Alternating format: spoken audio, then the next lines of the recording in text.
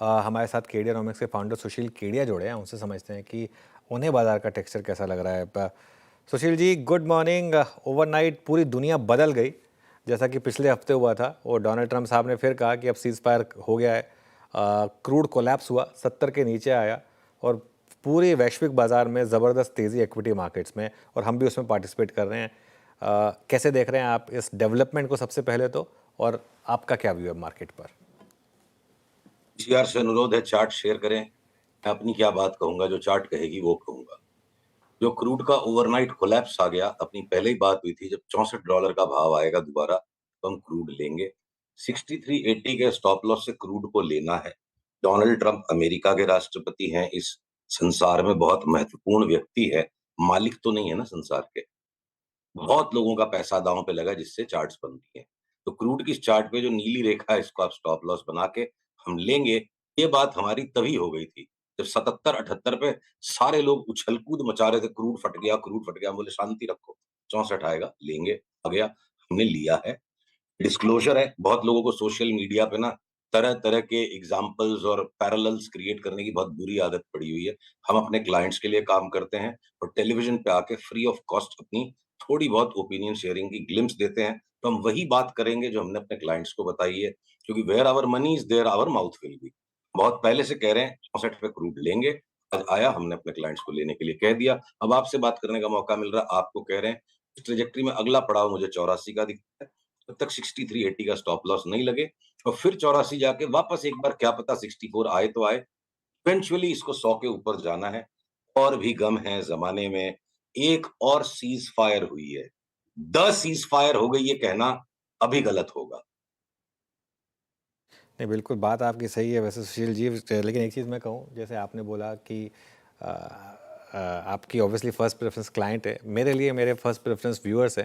तो ठीक है, आप अपने क्लाइंट्स को कॉल देते हैं, लेकिन उसके बाद भी मेरे व्यूअर का पैसा बने, ये मेरे लिए भी बहुत ज़रूरी है। तो निफ्टी पर अब इस समय इन लेवल्स पर बाइंग करके पैसा बनेगा क्या? क्या व्यू है आपका? देखिए, क्रूड भी लेंगे और निफ्टी भी लेंगे, ये नॉर्मल सिचुएशंस में होता है। पीसीआर से अनुरोध है, आज मेरी स्क्रीन को जरा बार बार दिखाएं। देखिए, निफ्टी की आवरली चार्ट आ गई, और मैं साथ साथ बैंक निफ्टी का भी आंसर दे दूंगा, क्योंकि पीसीआर को बार बार स्क्रीन चेंज करनी पड़ती है। वेट कर रहा हूं, पीसीआर स्क्रीन को वापस दिखाएं। देखिए, निफ्टी भी लेंगे और क्रूड भी लेंगे, ये स्वाभाविक है नॉर्मल टाइम्स में, क्योंकि क्रूड रिस्क ऑन को रिफ्लेक्ट करता है। पर जब क्रूड स्कैर्सिटी ड्रिवन कॉन्ट्रैक्ट हो जाता है, जब क्रूड स्कैर्सिटी ड्रिवन कॉन्ट्रैक्ट हो जाता है, तो रिस्क ऑन और रिस्क ऑफ को बिटकॉइन बेटर रिफ्लेक्ट करता है। बिटकॉइन पे लगातार सेल के सिग्नल्स हैं, क्रूड पे अब लेने के सिग्नल्स हैं।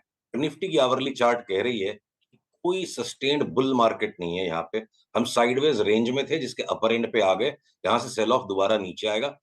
इस स्क्रीन की शेयरिंग को बनाए रखिएगा। बैंक निफ्टी ने देखिए ऑलरेडी एक ब्रेकडाउन नीचे दे दिया था, और अब उस ब्रेकडाउन को जो सपोर्ट लाइन थी, अब वो रेजिस्टेंस की तरह काम कर रही है। 57,150 की स्टॉप लॉस रख के some times during the day, जब भी इनफ रैली हो चुकी होगी, हमें कोई ना कोई एक स्टॉप लॉस 57,150 का रख के बेचना है। ये हमारी एनालिसिस अपने क्लाइंट्स के साथ शेयर्ड है। 57,150 के ऊपर हम जब तक नहीं चलते 57,200 तक, 53,000 की आउटलुक है। और इसके साथ एक बहुत रोचक चार्ट मैं आपको दिखाना चाहता हूं Anuj. Nifty small cap 250 index divided by Nifty index, ये रेशियो चार्ट को हमने इंटरनली नाम दिया है फ्लाइट टू एडवेंचर इंडेक्स। जब तक बाजार बढ़ रहा था, फ्लाइट टू एडवेंचर इंडेक्स बढ़ रही थी। ये flight to adventure index last 7 दिन से ऑलरेडी नीचे आ रही है। निफ्टी साइडवेज चल रही है, स्मॉल कैप्स का अंडर परफॉर्मेंस आता जा रहा है। तो अब मैं आपको सबसे बड़े विरोधाभास की बात कहूंगा। फिर भी कम से कम 100 ऐसे स्टॉक्स की लिस्ट है जहां ट्रेडिंग बाइज भी है, इन्वेस्टमेंट बाइज भी है, जो हमने अपने क्लाइंट्स के साथ लास्ट 10 दिन में शेयर की। उसमें से मैं 15-20 स्टॉक्स की आपको ग्लिम्स दूंगा, अगर आप पूछेंगे तो। जहां पे स्मॉल कैप में भी पैसा नहीं है, लार्ज कैप में भी पैसा नहीं है, पैसा है लार्ज कैप से छोटे वाले स्टॉक्स में। एफ एंड ओ की लिस्ट के अंदर में जो सेकंड हाफ के स्टॉक्स है, उनमें हर सेक्टर में से एक दो स्टॉक्स में बड़ी मूव ऊपर की है। बाकी ओवरऑल बाजार में चारों तरफ, दोनों तरफ पैसे लगने की ही सिचुएशन है। ओके, सुशील जी आते हैं अब उन स्टॉक्स पे जिनका आप जिक्र कर रहे थे। क्या क्या है आपके कन्विक्शन एरियाज में इस पर, स्टॉक स्पेसिफिक? कन्विक्शन तो देखिए हमारा हमेशा जीरो रहता है, क्योंकि हम कुछ नहीं है।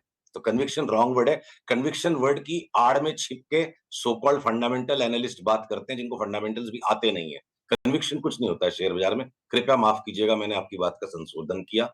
तो मदरसन सुमी में आज एक फ्रेश ब्रेकआउट आ गया और इसको यहाँ से कोई डिलीवरी लेके बैठने के इरादे से चाहे फ्यूचर्स में काम करे चाहे डिलीवरी में करे, 50% तक की अपमूव इसमें दिखती है, इररिस्पेक्टिव की बैंक निफ्टी में 8-9% का करेक्शन और निफ्टी में 4-5% का करेक्शन लगता है। जीएमआर एयरपोर्ट इंफ्रास्ट्रक्चर में भी इस भाव से 50% तक का इजाफा लगता है। सब ओवरनाइट नहीं होंगे, 3-4 महीने का व्यू लेके यहाँ से ट्रेड में एंट्री करनी चाहिए। डिक्सन में भी अब यहाँ से 50% ऊपर तक की चाल शुरू हो गई है। डीमार्ट में जिसमें हमने 7,000 के भाव की फोरकास्ट की थी और एक रीसेंट करेक्शन पे नक्की किया था कि इसको ले लो 3700 के आसपास, वहां हमने कल अपने क्लाइंट्स को बोल दिया कि इसको एक बार के लिए हमने अर्ली एंट्री कर ली है, डीमार्ट से निकलो, क्या पता वापस 3600-3700 में मिले। कॉम्पटन ग्रीव्स वापस 50 से 60% तक की यहाँ से अपमूव स्टार्ट हो चुकी है और इसको यहाँ से 3 से 5-6 महीने के पर्सपेक्टिव पे लेना चाहिए। कंटेनर कॉर्पोरेशन जिसपे हम 4-5 महीने तक परेशान होते रहे कि जब ये घूमेगा लेना, अब इसका फाइनल डाउन ट्रेंड रिवर्सल हो चुका है और अप ट्रेंड बड़ा ही छदमी और कंफ्यूजिंग है। तो जहां देखिए बहुत बड़ी चाल बनने वाली हो जिंदगी में, मोहब्बत में, युद्ध के मैदान में और शेयर बाजार में, छद्म एक बहुत बड़ा हिस्सा है। चार्ट शुरू में छद्म करेगी। कंटेनर कॉर्पोरेशन पे वो कन्विक्शन, वो कॉन्फिडेंस और चार्ट पे क्लैरिटी 900 साढ़े 900 के भाव के बाद क्या पता बनना शुरू हो। पर आज की तारीख में भी आप वो टेलीस्कोपिक व्यू लेके चार्ट्स को एनालाइज करने के तरीके हैं, देख सकते हैं। हमारा इंटरनल कॉल है, कोई के पास 2 साल का धीरज हो तो कंटेनर कॉर्पोरेशन 2500 रुपए के भाव में बिकेगा और टाइम टू टाइम जब इसमें पुलबैक्स आएंगे हम इसमें और अक्यूमुलेट और बाई करेंगे। ये कॉल हमने कल अपने क्लाइंट्स को दे दिया। सीजी पावर 20-25% का ट्रेडिंग स्पर्ट है, एंजल ब्रोकिंग में एक बार 1000 रुपया और मिल जाए, वो आ गया रिवर्सल उसमें। अब जो 2 बड़े अडानी के स्टॉक्स हैं, देखिए अडानी के जो स्टॉक्स आज इजराइल के ईरान के वॉर खत्म होते हाइफा पोर्ट को लेकर के अडानी पोर्ट्स और अडानी इंटरप्राइज में सुरसुराहट है, वो सिर्फ एक ट्रेडिंग रैली है। आई थिंक एक सस्टेन्ड टॉप बन चुका है जो निफ्टी के करेक्शन के साथ-साथ, वो दोनों हेवी वेट स्टॉक्स हैं, निफ्टी के वजन के साथ-साथ वो घटेंगे। अडानी के जो 2 स्टॉक्स में हमें मोटा पैसा माल उठा के बैठ के बनता लगता है, वो है अंबुजा सीमेंट और एसीसी। दोनों में 50-50% तक की बढ़त यहाँ से दिवाली तक, दिवाली के बाद तक दिख सकती है। चंबल फर्टिलाइजर एक फर्टिलाइजर्स का स्टॉक है, जो लगता है कि 570 के ऊपर निकला तो 800 तक रुकेगा नहीं। तो पतंजलि के फ्यूचर्स हैं, हम टकटकी लगा के बैठे हैं। जिस किसी दिन 2% ऊपर बंद आ जाता है, तो या हो सकता है अभी इंट्राडे में वो चाबुक आ जाए, तो पतंजलि के अंदर लगता है यहाँ से 50% बढ़ जाएगा। ट्रेडिंग एक्सपर्ट है वो, पतंजलि लॉन्ग टर्म बाई और बाबा जी के मिरेकल्स हो जाएंगे, वो सब सब स्टोरी है। चार्ट के ऊपर है 2400 का भाव आएगा, हम बेच देंगे, कोई लॉन्ग टर्म स्टोरी नहीं है, ट्रेडिंग फंड है। तो इस तरह से चारों तरफ अलग-अलग सेक्टर्स में अलग-अलग स्टॉक्स हैं। आपके अगर आप फार्मा के अंदर भी देखोगे, डॉक्टर रेड्डीज में सेल सिग्नल है। अभी थोड़ी देर पहले मैं कोई से सुन रहा था 50 रुपए की बाई है, 50 रुपए हमारा स्टॉप लॉस है, हम 950 के लिए मंदी करेंगे डॉक्टर रेड्डीज को 50 रुपए के स्टॉप लॉस से। पर वहीं पे सन फार्मा में एक्सपर्ट है, लुपिन में बड़ा बाई आ जाएगा और आपके हो सकता है औरबिंदो फार्मा यहाँ से डबल होने की चाल किसी भी टाइम शुरू कर दे। वरुण बेवरेजेस हो सकता है ऐसे 720 रुपए की चाल आ जाए। हर सेक्टर में अब हिंदुस्तान लीवर ने बहुत दिन तक चुप्पी साध के रखी, अब हिंदुस्तान लीवर में यहाँ से 500 रुपए बढ़ने की टाइम आ जाए। तो इंडेक्स अपना काम करेगी। बैंक निफ्टी हो सकता है निफ्टी से ज्यादा अग्रेसिवली करेक्शन दे टाइम टू टाइम, क्योंकि आईसीआईसीआई बैंक और एचडीएफसी बैंक ने परेशान होने की ठानी, उनकी चार्ट्स में परेशानी दिखती है। पर वहीं हमें बैंक ऑफ बड़ौदा लगता है यहाँ से 30% बढ़ जाएगा तो बड़ी बात नहीं है। तो देखिए बहुत ज्यादा इंडिविजुअल स्टॉक मूवमेंट्स हैं और सिर्फ इंडेक्स को देख करके काम करना घातक हो जाएगा। इंडेक्स को नजरअंदाज कीजिए, 5 चीज लॉन्ग 5 चीज शॉर्ट। जब बाजार आपको बैलेंस लगे, तेजी लगती है 10 चीज लॉन्ग है 5 चीज शॉर्ट है, मंदी लगती है 10 चीज लॉन्ग है, 10 चीज शॉर्ट है 5 चीज लॉन्ग है। हम इस तरीके से अभी काम कर रहे हैं फिलहाल, जैसा बाजार वैसे हमें चलना पड़ेगा। इंडेक्स को इग्नोर करने वाला व्यक्ति शायद जीत में रहेगा, इंडेक्स दोनों तरफ से चोट लगाएगी, ये हमारा भी मानना है। ओके, बहुत सारे स्टॉक्स आपने बता दिए ये, लेकिन ज़्यादातर आपने एफ एंड ओ के स्टॉक्स बताए। कुछ कैश मार्केट के स्टॉक्स भी अच्छे लग रहे हैं क्या आपको यहाँ पर? देखिए कैश मार्केट के स्टॉक्स में इन जनरल ब्रॉडली जब तक वो मेरा एडवेंचर इंडेक्स ऊपर नहीं होता है ना, हम नया माल ऐड नहीं करना चाहते हैं, है छिटपुट स्टॉक्स। अभी एफ एंड ओ के अंदर और भी स्टॉक्स, एशियन पेंट्स ले लो, यहाँ से 50% बढ़ जाएगा। तो लिस्ट बहुत लंबी है, मैं एक बार सांस लेने के लिए रुक गया। हमारे पास मसाला और भी है, पर शायद आज के लिए काफी तो स्टॉक्स दे दिए मैंने आपको। नहीं, ठीक है, एक काम करते हैं, देखिए आज मार्केट भी अच्छा है, सांस भी आप लीजिए, मैं तब तक के बाद जरा मार्केट को रिकैप कर देता हूँ। निफ्टी वापस डे हाई की तरफ बढ़ता हुआ 25,233 पर।